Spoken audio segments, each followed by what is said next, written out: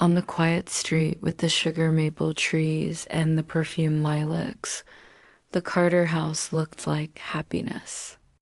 The porch swing creaked on summer nights, the lawn was fussy and square, and the windows soaked up sunlight like they had been painted with honey.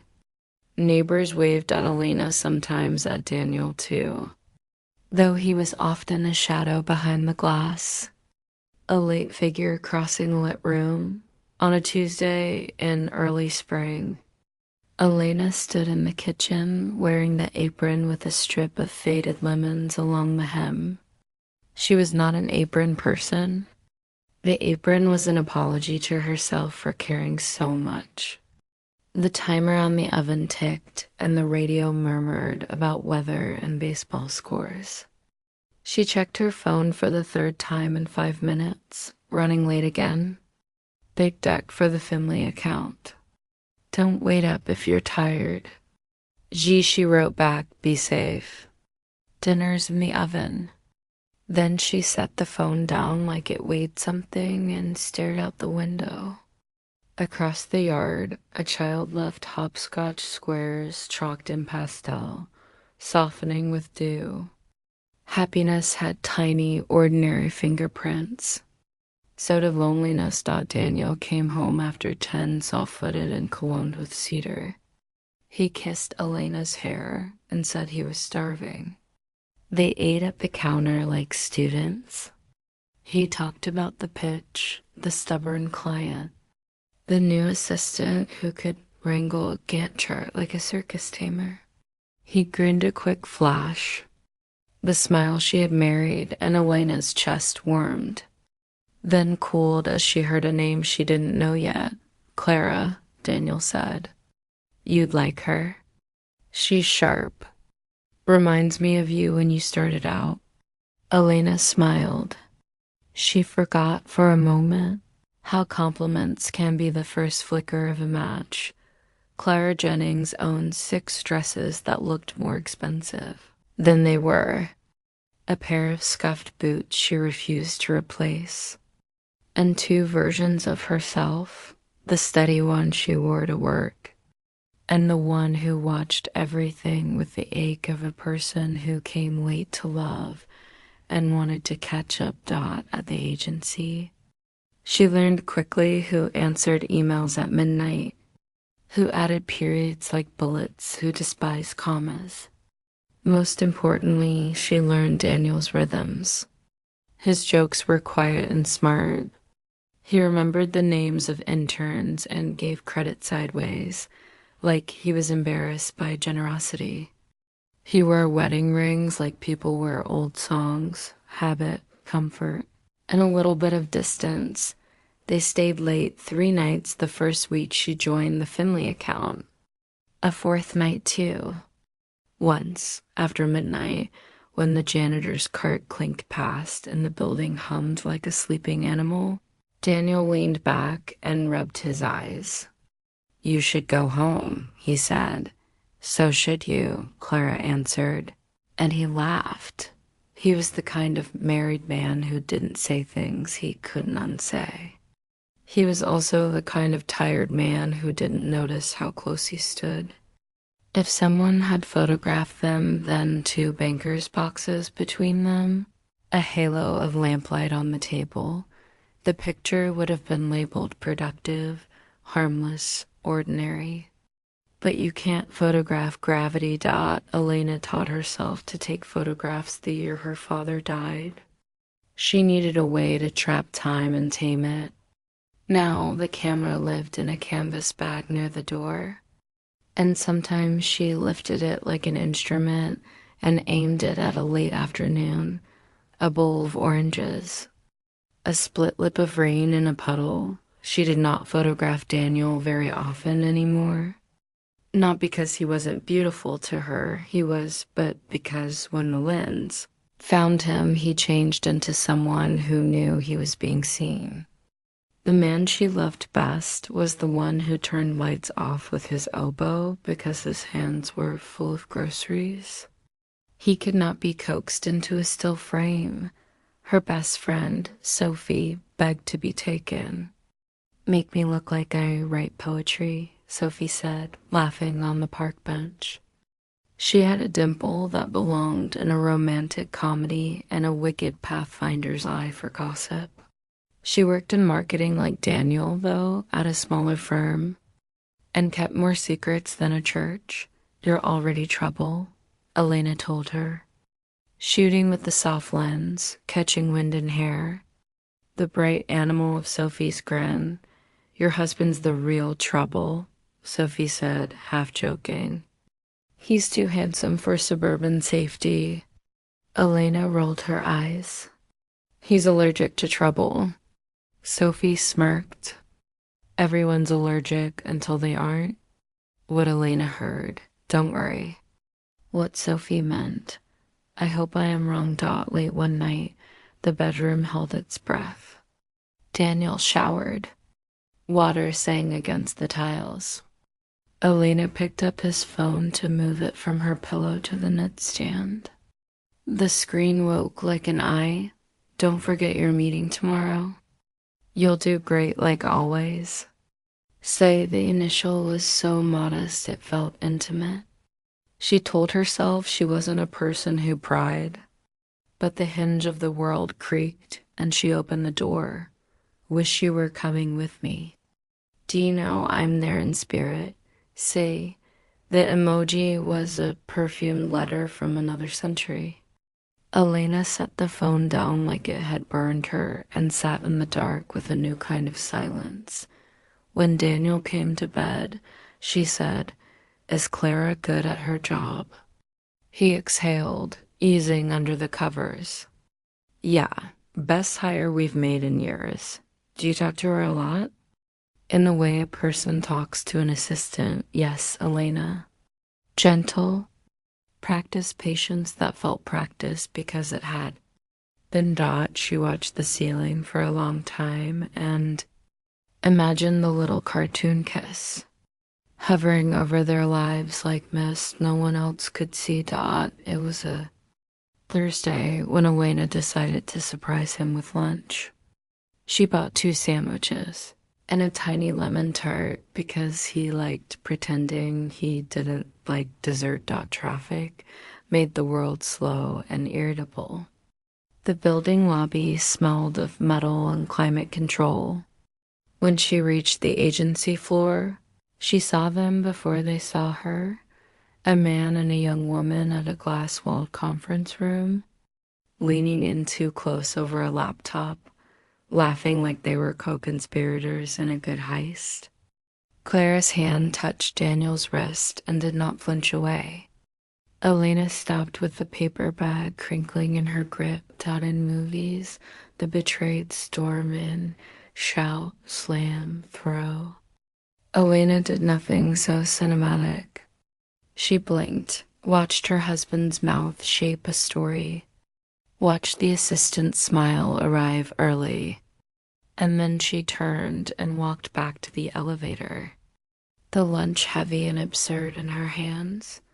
That night she didn't cry. She folded laundry like it mattered. Daniel came home late and said he was exhausted. He showered.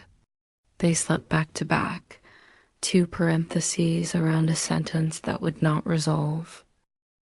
Daniel Carter did not wake up one day and choose ruin. He woke up most days and chose usefulness. He made lists. He believed in timeliness the way others believed in prayer. In college, he had been the solid one sober driver, flashlight finder, the man who knew where the extra batteries lived. He never wanted to be tragic. He wanted to be necessary. Then the company grew teeth. Clients demanded miracles threaded through needles. The word burnout became an office joke no one laughed at. When Clara arrived, something in the machinery of the week lightened. She picked up tasks mid-air and slotted them into place. She praised him too easily and kept small candies in her top drawer. She reminded him, with embarrassing accuracy, of the version of himself he had misplaced when adult life segmented into tabs. It felt like a relief to entertain the flattery of being seen. He didn't intend to cross any lines. He intended to lean on steady help. Then he started wanting to talk to her about more than deadlines. Then he told himself it was harmless to confess he felt tired, invisible, old. Then he told himself he was being honest in a way marriages cannot be when they are careful. He did not sleep with Clara, not then. But the affair started anyway the first time he looked at his wife and wished she could be the person at work who made him feel new. When the universe is cruel, it schedules the confession on a beautiful day. The cafe windows were clear as mouth-blown glass. Light pulled on tables like cream. Sophie's hands shook. She stirred her latte like she was trying to dissolve a secret. "Elena, I need to say something," she said. And Elena knew in that instant that a door she did not want to open had already swung wide. "It's about Daniel." Sophie went on. "It was years ago. It was a party, and we were stupid and drunk, and it lasted a night and 3 weeks of texting. He ended it. I swore I'd never tell you, but I can't watch you hurt now about this new girl without telling you I hurt you first." The cafe emptied around them. Elena stared at the reflection of the two of them in the window. A woman learning a truth. A woman setting herself on fire to offer light. She wanted to slap her, to laugh, to curl on the floor. She did none of these. Instead, she asked in a voice she didn't recognize, "Why?" Sophie wiped at her dimple, where tears sat stupidly like punctuation. "Because I wanted to be loved by someone you loved. Because I was selfish. Because he looked at me like a promise." "Pick one." Elena stood without finishing her coffee. "I can't fix what you did to me," she said. And the bell over the door rang like a judge's gavel as she left. Asterisk, she did not throw the wedding ring. She placed it on the maple table in the living room because placing it down felt like writing a sentence instead of screaming one. Daniel came home to find the ring, glinting like an unblinking eye. "What is this?" he said, already defensive, already afraid. "Asked Sophie." Elena answered. The name entered the room like a cold draft. Daniel swore under his breath one word, old and ugly. "How long have you known?" "About Clara?" "Long enough to make me feel foolish in my own skin." "About Sophie?" "Since 2 hours ago." I'm not sure in which order to be humiliated. He sat. He was good at apologies you could frame. "It didn't mean anything," he began. "Which part?" Elena asked, because when rage finally arrived, it was articulate. "The woman who texts you at midnight with kisses, or the one who used to be my sister?" "She's not your sister," he snapped, and then closed his eyes as if he could shut the sentence back inside. "No," Elena said. "She's the woman who borrowed my husband and forgot to return him." They slept in separate rooms that night. In the morning, the house smelled like old arguments and the lemon dish soap Elena had always liked. Clara did not ring the bell so much as she pressed it like a wish. Elena opened the door and looked at the young woman from the office, the careful blouse, the soft lipstick, the nervous way she held her shoulders like she expected the wind to argue with her. "I shouldn't have come," Clara said.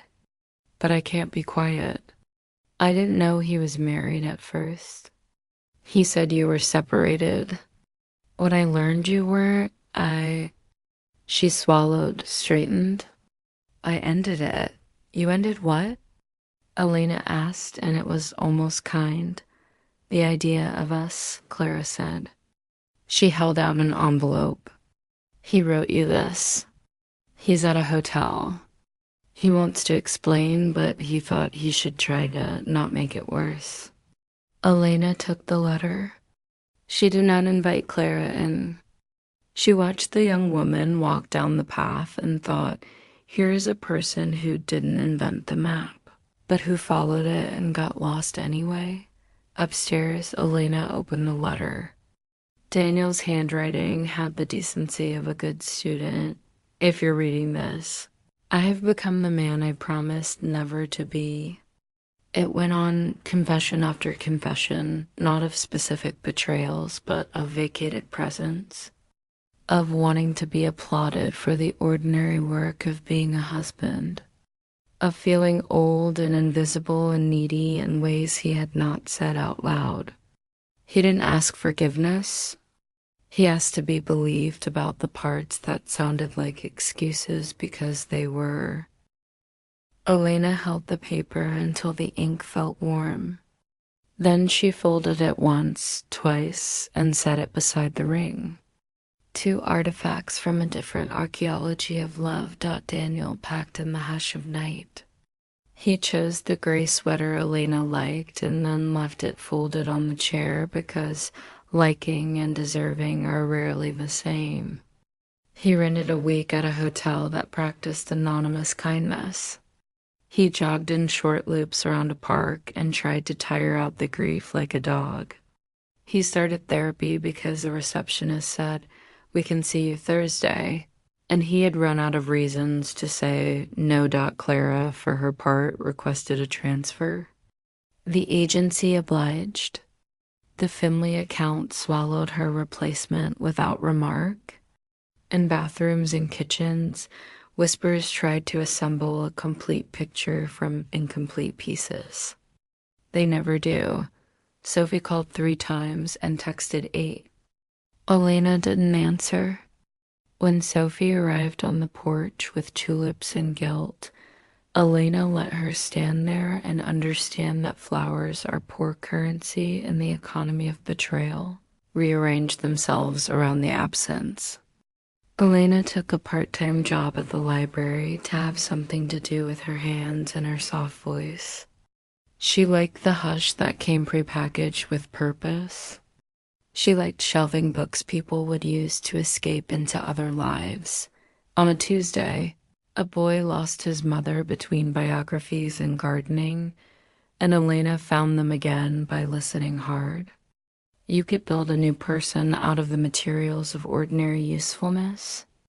Daniel sat on the leather couch, the color of weather, and told Dr. Sokolov that he did not want to be a villain. People who end up here often say some version of that.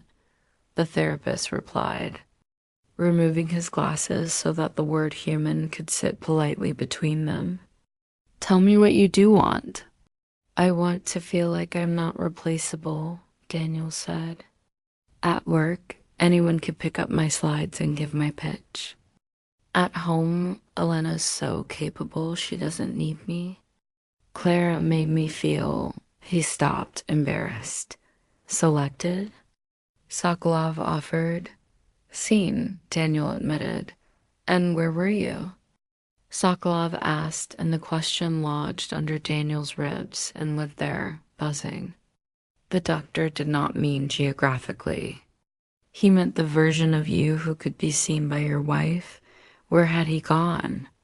If therapy worked, it was because it asked the same question until the answer in the library's back room, where the staff kept a coffee pot that had outlived 3 directors.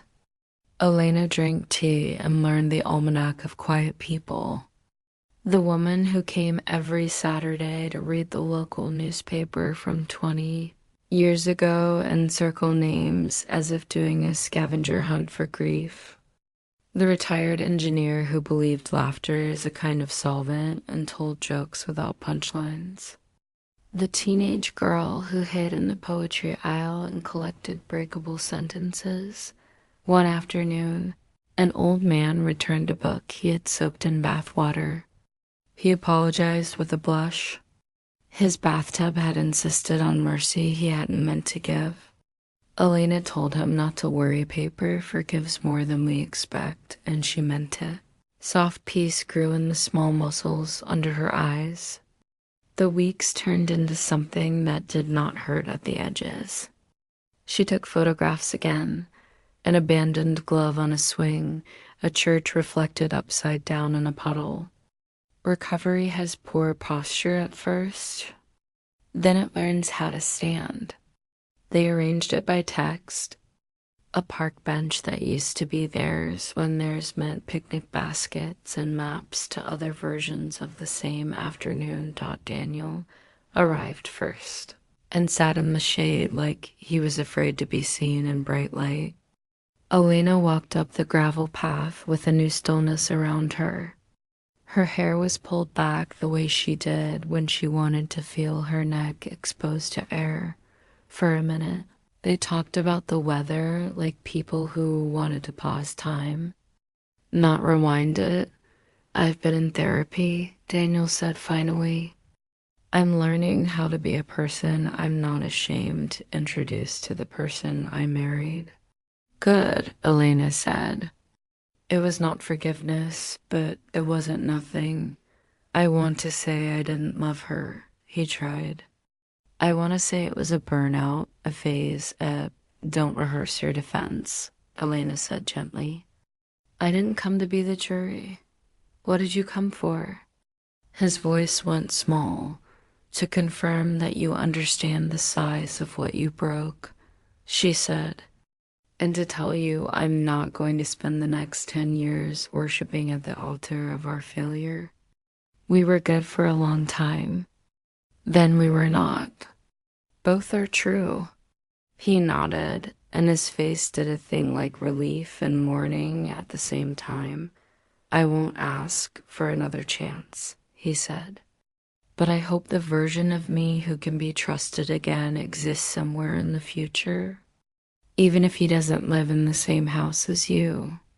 She stood to go. You're right about one thing, she said. Nobody saw it coming. Not even you. That's the problem. He watched her walk away under a spread of leaves the color of copper, thought about all the ordinary kindnesses he had taken like water, and felt thirsty for the first time in months. Sophie moved apartments. She changed her hair. She adopted a cat that hated everyone but fell asleep on her collarbone like a second heartbeat. She texted apologies with different ribbon, but the read receipts stayed gray. Sometimes she opened her camera roll and found Elena in the bluest light of a summer afternoon and could not breathe. There is no moral need enough to stitch Sophie closed. She wanted, she took, she regretted. She learned, and it was late. That is also a human story. Asterisk, asterisk.